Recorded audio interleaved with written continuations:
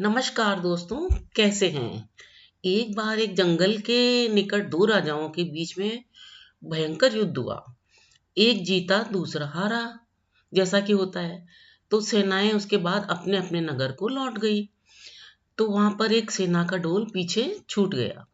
उस ढोल को बजा बजा कर सेना के साथ गए भांड व चारण रात को वहां पर वीरता की कहानियां सुनाते थे।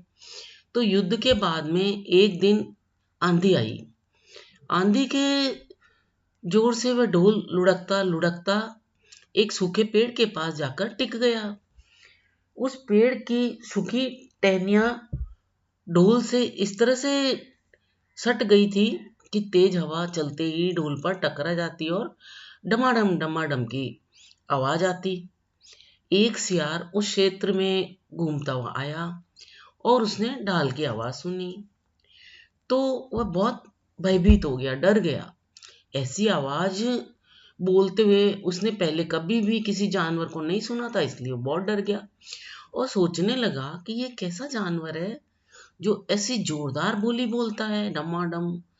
तो सियार छुपकर ढाल को ढोल को देखता रहा, यह जानने के लिए कि ये जीव उड़ने वाला है या फिर चार टांगों पर चलने वाला है।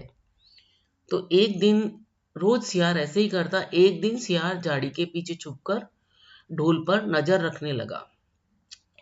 तभी पेड़ से नीचे उतरती हुई एक गिलहरी कूदकर ढोल पर उतरी। तो हल्की सी ढम की आवाज भी हुई। तो गिलहरी उसके बाद ढोल पर बैठकर दाना कुतरने लगी।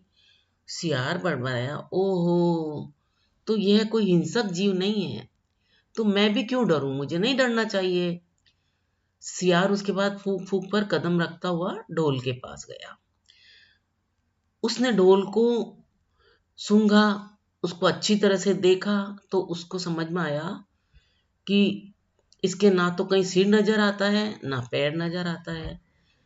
तो उसी समय हवा के झोंके से जो टहनियां थी वो ढोल से वापस टकरा गई और ढम की आवाज हुई। तो डर के मारे सियार उछलकर दूर जा गिरा।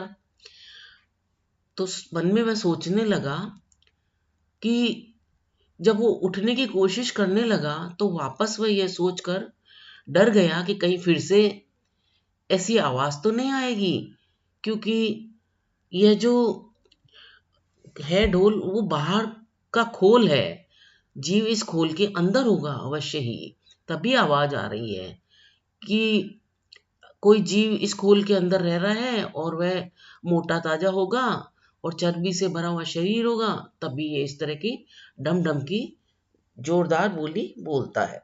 ऐसा सोचकर सियार मन में विचार करने लगा और उसके बाद वह उस दिन अपनी मान में घुसते हुए बोला अपनी सियारनी से कि सियारनी, दावत खाने के लिए तैयार हो जा।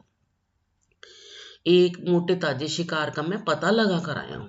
सियारनी पूछने लगी कि फिर तुम उसको मारकर क्यों नहीं लाए? तो सियार ने उसे झिड़क दिया, क्योंकि मैं तेरी तरह मूर्ख नहीं हूं। वह एक खोल के भीतर छिपा हुआ बैठा है। खोल ऐसा है कि उसमें दो तरफ सूखी चमड़ी के दरवाजे हैं। अगर मैं एक तरफ से हाथ डालकर उसे पकड़ने की कोशिश करता तो वह दूसरी तरफ से निकलकर भाग जाता। ठीक है। थोड़ा रोशनी होने के बाद चांद निकलने पर दोनों ढोल की ओर गए। जब वह उसके निकट पहुंच ही रहे थे कि हवा से फिर टहनियां ढोल पर टकराई और डम डम की आवाज निकली। तो सियार सियारी के कान में बोलता है, सुनिए इसकी आवाज, जरा सोच, जिसकी आवाज ऐसी गहरी है वह खुद कितना मोटा ताजा होगा, शक्तिशाली होगा। दोनों ढोल को सीधा कर उसके दोनों ओर बैठे और लगे अपने दांतों से ढोल के दोनों चमड़ी वाले भाग के किनारे को फाड़ने। जैसे ही चमड़ियां वो कटने लगी, सियार बोला, होशियार रहना, एक हाथ अंदर डालकर शिकार को दबोचना है। दोनों ने ऊंची आवाज के साथ हाथ ढोल के भीतर डाले और अंदर टटोलने लगे। ये क्या, अंदर कुछ भी नहीं था। एक दूसरे के हाथ ही पकड़ में आए। तो दोनों चिल्लाए, यहाँ तो कुछ भी नहीं है। और अपना माथा पकड़कर रह गए।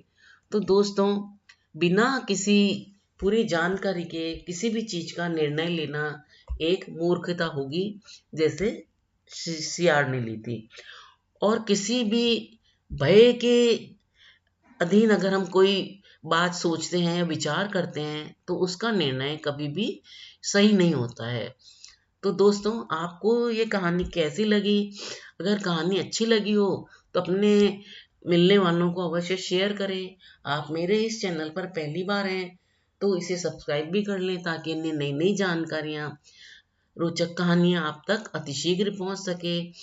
अपना अमूल्य समय देकर वीडियो देखने के लिए आपको बहुत बहुत धन्यवाद। आगे मिलते हैं फिर एक नई जानकारी के साथ एक नए वीडियो में। तब तक के लिए स्वस्थ रहिए, खुश रहिए। धन्यवाद।